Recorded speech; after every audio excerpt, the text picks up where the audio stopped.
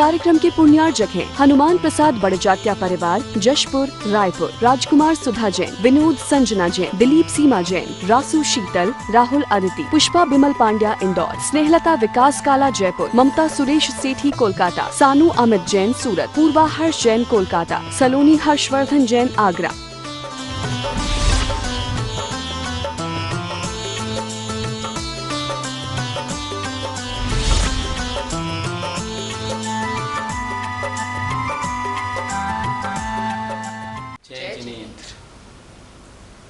आज पाठशाला के इस कार्यक्रम में हम आपको काल चक्र के बारे में बताएंगे। होता क्या है, जब भी कोई प्रवचन सुनते हैं या पाठशाला में ही बैठते हैं तो चौथा काल, पांचवा काल, पहला काल हमें बार बार सुनने को मिलता है। उत्सर्पणी, अपसर्पणी सुनने को मिलती है। ये सब व्यवस्था क्या है? ये सब कालचक्र की व्यवस्था है। तो क्या कालचक्र है, कैसे क्या होता है, आज इस पाठशाला में हम इसे बताने की कोशिश करेंगे। कालचक्र से हमें क्या समझना चाहिए? कालचक्र संसार में जो परिणमन हो रहा है, अर्थात और अच्छी तरह समझें, इस जो मनुष्यलोक है, इस मनुष्यलोक में कुछ स्थान ऐसा है जहाँ पर काल चक्र का परिणमन होता है। पहला काल, दूसरा काल, तीसरा काल, चौथा काल, पांचवा काल, छठा काल।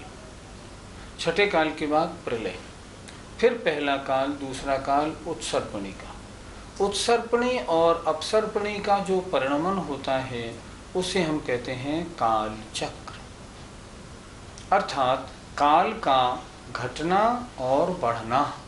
अर्थात और देखें, शरीर की अवगाहना और शक्ति आयु का घटना और बढ़ना, इस सब को मिला के हम कहते हैं काल चक्र। कल्प काल क्या होता है? ये काल चक्र चलता है ना, तो अवसर्पणी में पहले से छठे तक, उत्सर्पणी में पहले से छठे तक, अवसर्पणी में आयु बल घटना, उत्सर्पणी में आयु बल बढ़ना, इन दोनों को मिला के एक काल चक्र, एक कल्प काल कहलाता है। अपसर्पणी काल 10 कोड़ा कोड़ी सागर का होता है, उत्सर्पणी काल 10 कोड़ा कोड़ी सागर का होता है, और दोनों को मिला दें तो एक कल्प काल 20 कोड़ा कोड़ी सागर का होता है। कल्प काल माने अपसर्पणी और उत्सर्पणी दोनों को मिलाकर 20 कोड़ा कोड़ी सागर का एक कल्प काल होता है। यह काल का परिवर्तन कहाँ कहाँ होता है? ये काल का जो परिवर्तन होता है, ये नरकों में नहीं होता, ऊपर स्वर्गों में नहीं होता, ढाई दीप के बाहर नहीं होता, वहाँ काल का परिवर्तन नहीं होता। ढाई दीप के अंदर अर्थात जो मनुष्य लोक है, उसमें भी काल का परिवर्तन मात्र जो 5 भरत और 5 ऐरावत क्षेत्र हैं उनमें होता है, और उनके भी आर्य खंडों में होता है, अन्य में नहीं होता। अवसर्पणी काल के कितने भेद हैं? अवसर्पणी काल के 6 भेद होते हैं। पहला सुखमा सुखमा, दूसरा सुखमा, फिर सुखमा दुखमा, फिर दुखमा सुखमा, दुखमा और दुखमा दुखमा। 6 इनका काल देखें, ये कितने बड़े होते हैं। जैसे सुखमा सुखमा नाम का पहला काल 4 कोड़ा कोड़ी सागर, दूसरा सुखमा नाम का काल 3 कोड़ा कोड़ी सागर, तीसरा सुखमा दुखमा नाम का काल 2 कोड़ा कोड़ी सागर, चौथा काल 42,000 वर्ष कम 1 कोड़ा कोड़ी सागर का नाम दुखमा सुखमा, पांचवा दुखमा 21,000 वर्ष का, और छठे काल का नाम दुखमा दुखमा या अति दुखमा, उसका भी काल 21,000 वर्ष है। हम सबका जोड़ लगाएं तो 10 कोड़ा कोड़ी सागर का पूरा अवसर्पणी काल होता है। आपने अवसर्पणी के 6 भेद बताए, इनमें क्या विशेषता होती है? थोड़ा बड़ा प्रसंग है। पहला अवसर्पणी का काल कहलाता है उत्तम भोग भूमि जैसा काल। नाम सुखमा सुखमा। इसमें जो जीव होते हैं उनके शरीर की ऊंचाई 3 कोस, उनकी आयु उत्कृष्ट 3 पल्य और उनका आहार 3 दिन बाद। भोग भूमि होती है, कल्प वृक्षों से सारी सामग्री मिलती है, सब आनंद का उपभोग करते हैं, आजीविका किसी को नहीं करनी पड़ती। दूसरा काल सुखबा, उसमें थोड़ा नीचे आ जाए, अर्थात 2 कोश का शरीर, उत्कृष्ट 2 पल्ली की आयु, 2 दिन बाद भोजन, कल्प वृक्षों से भोग सारे मिलते। तीसरा जघन्य भोग भूमि, 1 कोश का शरीर, उत्कृष्ट 1 पल्ली की आयु, 1 दिन बाद भोजन। पहले 3 काल भोग भूमि के रहे। इनमें सारे जीव भोगों को भोगते हैं, कोई वृत्ति नहीं होता, कोई तीर्थंकर त्याग तपस्या कुछ नहीं, भोग ही भोग की चर्चा होती है। चौथा काल जब प्रारंभ होता है तो इस चौथे काल में 63 शला का पुरुष, तीर्थंकर, चक्रवर्ती वगैरह सब चतुर्थ काल में, अवसर्पणी के चतुर्थ काल में होते हैं।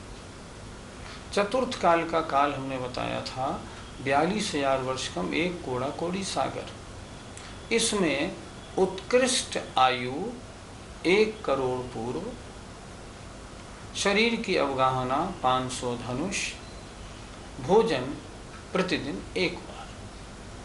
चौथे काल में घटते घटते अंत में 120 वर्ष की आयु और 7 हाथ का शरीर रह जाता है। ये कर्म भूमि है, आजीविका सबको करनी पड़ती है। इसमें हार जीत युद्ध वगैरह सब होते हैं। इनमें तपस्या भी होती है, भगवान मोक्ष भी पधारते हैं, सारे काम होते हैं। 5वें काल में उत्कृष्ट आयु 120 वर्ष और 7 हाथ का शरीर, भोजन दिन में कई बार। और अंत में 5वें काल के अंत में, 5वां काल है 21,000 वर्ष का, उसके अंत में 20 वर्ष की आयु और 3 हाथ का शरीर रह जाता है। इसके बाद नाम था इसका दुखमा, इसमें सब दुखी रहते हैं। छठा काल आता है दुखमा दुखमा, इसमें सभी जीवों को महान दुख भोगना पड़ता है। आपस की लड़ाई, एक दूसरे को मार के खाना, सब लोग मांस भोजी, धर्म शून्य होते हैं। छठा काल होता है अति दुखमा या दुखमा दुखमा। इसके एंड में लोगों की आयु 16 वर्ष और शरीर मात्र 1 हाथ प्रमाण रह जाता है। इस प्रकार इन 6 कालों में अंतर होता है। सबसे ज़्यादा सुख पहले काल में, सबसे ज़्यादा दुख छठे काल में। पहले 3 कालों में भोग भूमि, चौथे काल में 63 शला का पुरुष, तीर्थंकर, धर्म का प्रवर्तन। 5म काल में कर्म भूमि है, मुनि वगैरह होते हैं पर मोक्ष गमन नहीं होता। छठे काल में दुख ही दुख होता है। इस तरह इनमें अंतर होता है। इस समय कौन सा काल चल रहा है और अभी इस काल का कितना समय बाकी है? वर्तमान में 5वां काल है दुखमा। सभी दुखी है, जिससे बात करो वो ही किसी न किसी चिंता से व्याप्त ही दिखाई देता है। सभी दुखी दिखाई देते हैं। ये काल है दुखमा। इसका टाइम था 21,000 वर्ष का। इसमें से लगभग 2500 वर्ष गुजर गए और अभी लगभग 18,500 वर्ष और बाकी है। वर्तमान में अवसर्पणी का 5वां काल है। इसमें 21,000 वर्ष में से लगभग 2500-2600 वर्ष गुजर चुके हैं और अभी लगभग 18,500 वर्ष अभी बाकी है। वर्तमान में अवसर्पणी काल चल रहा है, तो इसकी समाप्ति कैसे होगी? इसकी समाप्ति ऐसे होगी जैसे अभी 5म काल है, 18,500 वर्ष इसके और पूरे होंगे। इसके बाद फिर छठा काल आएगा, छठे काल के 21,000 वर्ष पूरे होंगे। 21,000 वर्ष पूरे होने में जो अंतिम वर्ष होगा, उस अंतिम वर्ष में जेठ बदी 10वीं से प्रलय प्रारंभ होगी। क्या समझ में आया? अभी 5वां काल है, इसके बाद छठा काल आएगा। छठे काल की जब समाप्ति होगी तो अंत के 49 डेज में, अंत के 49 दिनों में प्रलय होगी। प्रलय में सारे संसार जितना दिखता है ना, इसकी सब रचना जो कृत्रिम रचना है, अकृत्रिम नहीं, जैसे मेरू पर्वत, कुलाचल वगैरह तो रह जाएंगे, बाकी जितने ये शहर बने हुए हैं, मकान, बिल्डिंग, सब समाप्त हो जाएंगे। ये कैसे समाप्त हो जाएंगे कि अंत के 49 दिनों में 7 दिन की 7 भयंकर वर्षाएं होंगी और उन वर्षाओं में सारा संसार समाप्त हो जाएगा और यहाँ प्रलय होने के कारण सब कुछ नष्ट हो जाएगा। इस तरह ये अवसर्पणी काल इस तरह समाप्त होगा। प्रलय के बाद उत्सर्पणी काल कैसे प्रारंभ होता है? प्रलय प्रारंभ हुई जेठवदी दशमी। यहाँ से हमने 49 दिन गिने, 7 दिन की 7 वर्षाएं, भयंकर वर्षाएं हुई, सब जलाने वाली, सबको नष्ट करने वाली, भयंकर बारिश, भयंकर अग्नि, भयंकर हवा, सब चलती है।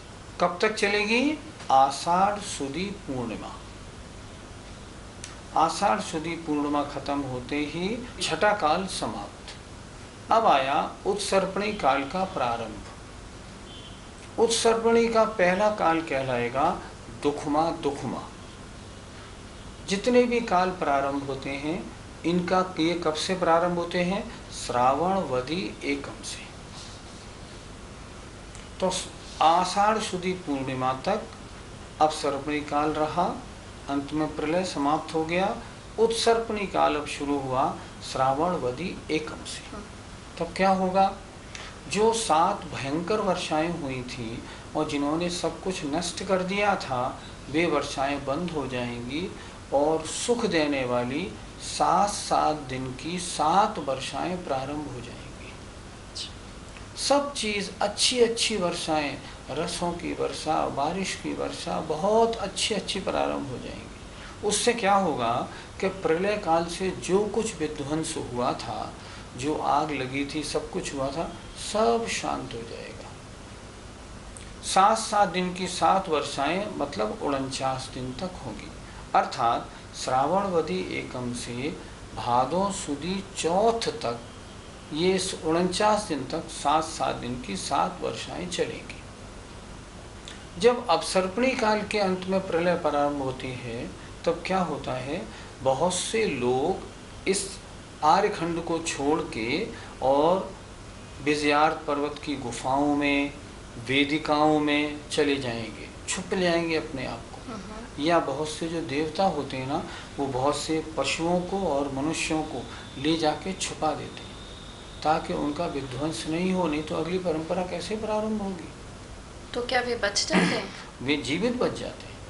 बहुतों का मरण हो जाता है, लेकिन जिनको सुरक्षित स्थानों पर पहुंचा देते हैं देवता, या जो स्वयं पहुंच जाते हैं, जो बिल्कुल निकट होते हैं विजयार्थ पर्वत आदि के, वो उसमें छुप जाते हैं, बचा लेते हैं अपने आप को। तो भादों सुदी पंचमी को, जब भादों सुदी चौथ तक ये सारी वर्षाएं होंगी अच्छी अच्छी, सब जगह शांति हो जाती है, तो भादों सुदी पंचमी को वे सारे लोग फिर बाहर निकलना शुरू करते हैं।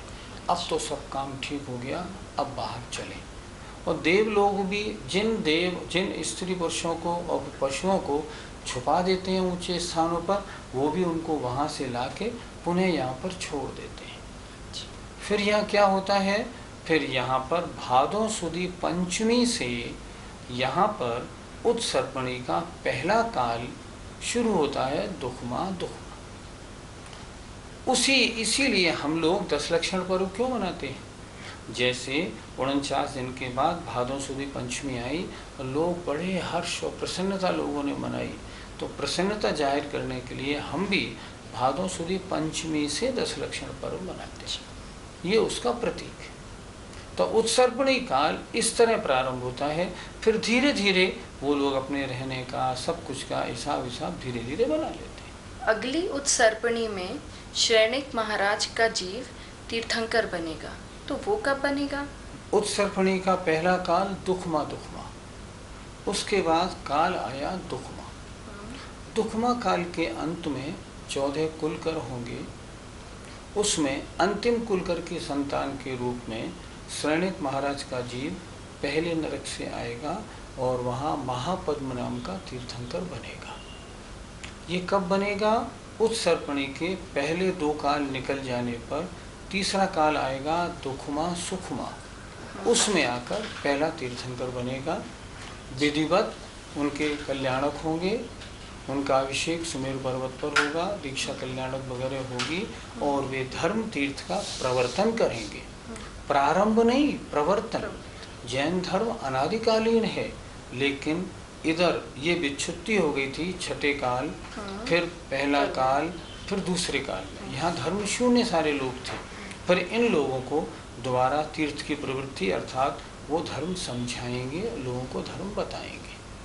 तो श्रेणिक महाराज का जीव आएगा उत्सर्पणी के तीसरे काल में, पहले नरक से निकल के यहाँ जन्म लेगा। ये जो काल परिवर्तन हो रहा है, ये कब से माने? जब से संसार है, तीर्थंकर भगवान तब से हो रहे हैं। जब से संसार है तब से ये आर्यखंड है। जब से संसार है काल चक्र बराबर चल रहा है। तो ये जो काल का परिवर्तन है, ये कब से हो रहा है? अनादि काल से। इसकी कोई आदि नहीं। संसार अनादि है तो ये काल का परिवर्तन भी अनादि है, ऐसा मानना चाहिए। आपने बताया कि काल का परिवर्तन भरत और ऐरावत क्षेत्र में होता है, तो क्या ये पूरे भरत और ऐरावत क्षेत्र में होता है? भरत क्षेत्र कितने हैं? 5। ऐरावत क्षेत्र कितने हैं? 5। अर्थात जम्बू द्वीप में 1 भरत 1 ऐरावत, धातकी खंड में 2 भरत 2 ऐरावत और पुष्करार्ध में 2 भरत 2 ऐरावत, कुल मिला के 5 भरत और 5 ऐरावत हुए।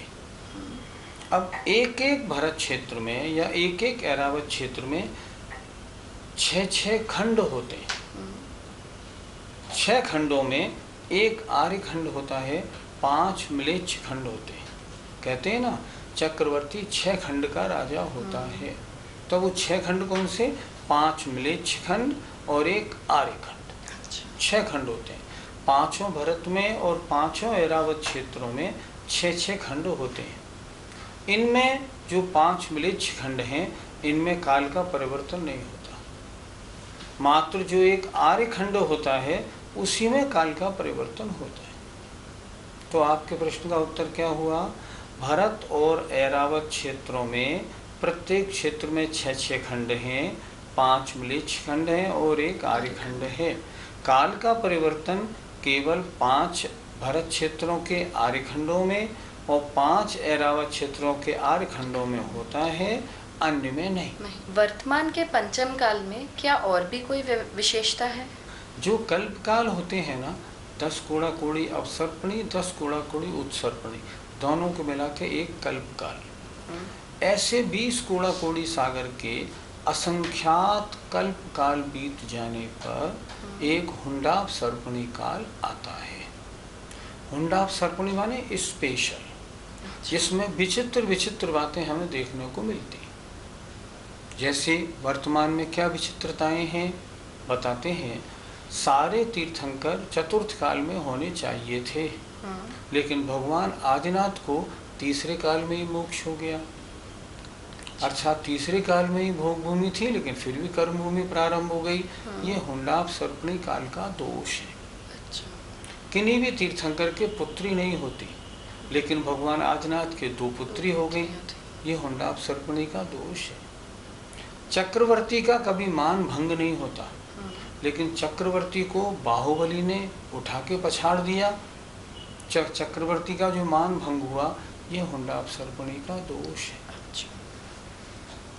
जैसे 63 शलाका पुरुष होते हैं, लेकिन चतुर्थ काल में मात्र 58 हुए, 5 कम हो गए। 5 कम कैसे हो गए? शांतिनाथ, कुंठनाथ, अर्हनाथ ये तीर्थंकर थे, ये चक्रवर्ती भी बन गए। 3 तो ये कम हो गए। भगवान महावीर का जीव त्रिपिष्ठ नाम का जो नारायण था, वो ही महावीर बना, 1 वो कम हो गया। और भगवान आदिनाथ तीसरे काल में हो गए। इसका मतलब चतुर्थ काल में बजाय 63 के मात्र 58 ही शलाका पुरुष हुए। ये अवसर्पणी का दोष है। आचार्षी क्या कहते हैं? आचार्षी कहते हैं जितने भी तीर्थंकर होते हैं सब शादी करते हैं, गृहस्थी बसाते हैं और लोगों को गृहस्थ धर्म कैसे जिया जाए, कैसे पालन किया जाए उसको समझाते हैं। लेकिन वर्तमान में जो 3 तीर्थंकर भगवान बाल ब्रह्मचारी हुए, ये बाल ब्रह्मचारी उनका रहना भी हुंडाप सर्पणी का दोष है। नहीं तो सभी को शादी करनी चाहिए थी। ऐसी बहुत सारी व्यवस्थाएं ऐसी हैं जो हुंडाप सर्पणी काल के दोष से हुई, अन्यथा ये नहीं होती। तो इस पंचम काल में, वर्तमान में जो पंचम काल है, इस पंचम काल में एक विशेषता है कि हुंडाप सर्पणी का पंचम काल है। ये पंचम काल बहुत खराब होता है, इसलिए इसका नाम रखा दुखमा। इस पंचम काल में जीवित रहने वाले जितने भी लोग यहाँ जन्म लेंगे ना, वे सारे के सारे दुख ही दुख भोगते हैं। भयंकर काल है। इसलिए हुंडाप सर्पणी की कुछ विशेषताएं होती हैं जो हमने बताई। एक विशेषता और, जैसे तीर्थंकर भगवान के ऊपर कभी उपसर्ग नहीं होता, लेकिन तीर्थंकर जब मुनि अवस्था में थे तब भगवान सुपार्श्वनाथ, पार्श्वनाथ और भगवान महावीर पर उपसर्ग हुआ। ये उपसर्ग होना भी हुंडाप सर्पणी काल का दोष है। हमने ऐसा कौन सा पाप किया जो हम पंचम काल में और वो भी हुंडाप सर्पणी में पैदा हुए? पंडित सदाशिवदास जी ने रत्करण श्रवकाचार्य की टीका में लिखा है, पंचम काल में जितने भी जीव यहाँ जन्म लेते हैं वे सब नियम से मिथ्या दृष्टि पापी होते हैं। पुण्यात्मा जीव इस पंचम काल में, हुंडाप सर्पणी के पंचम काल में जन्म ही नहीं लेता। सोचो, हमने कुछ पुण्य किया था तो हम मनुष्य बने। अगर मान लो मनुष्य बनना ही था और थोड़ा पुण्य ज़्यादा करते ना, तो बजाय यहाँ के विदेह क्षेत्र में क्यों नहीं पैदा हो जाते? इसका मतलब हमने पाप तो किए, पापी तो है। अब यहाँ पे कोई व्यवस्था नहीं है, बताओ। सब खराब, खाना पीना रहना सहना सब भ्रष्ट, चारों ओर नॉन वेज का बोलबाला, जीव हिंसा, कट्टी खाने, 20 बुराइयां भरी पड़ी। ऐसे काल में हम पैदा हुए, पाप तो हमने किया है। लेकिन फिर भी अगर आज से 100-150 वर्ष पहले पैदा हो गए होते तो ना तो एक भी मुनि महाराज देखने को मिलते, न धर्म का प्रवचन मिलता, न पाठशाला, न पढ़ाने वाले पंडित, कुछ भी नहीं मिलते। इसका मतलब हमने माना कि हम भाग्यहीन हैं जो पंचम काल में आए, फिर भी हम औरों से बहुत अच्छे हैं। वर्तमान पंचम काल में भी हमें इतनी सुविधाएं प्राप्त हैं जो अगर हम चाहें तो मोक्ष रूपी वृक्ष का बीज बो सकते हैं। इस पंचम काल में सम्यक प्राप्ति करना और व्रतों को धारण करना कोई असंभव बात नहीं है। आज भी इतनी सारी पीछियाँ, इतने सारे महाराज दिखाई पड़ते हैं। इसलिए यद्यपि काल खराब है, पैदाइशी सभी मिथ्या दृष्टि हैं, फिर भी सब तरह की सुविधाएं हमें हैं। हमें मात्र थोड़ा पुरुषार्थ करना है। हमें पुरुषार्थ क्या करना है? हमें पुरुषार्थ ये करना है, इस काल को अपने ऊपर हावी नहीं होने देना। हमें अपने आचरण को आगम के अनुसार बनाना है, अपने जीवन को सफल बनाना है और ऐसी भावना भानी है, हे भगवान अगले जन्मों में सीमंद्र स्वामी का दर्शन मिले, उनकी दिव्य ध्वनि मिले और हम अपने कल्याण के मार्ग को चुन लें। इसलिए हताश नहीं होना, प्रसन्न रहना है। ठीक है ना? आइए, जय जय।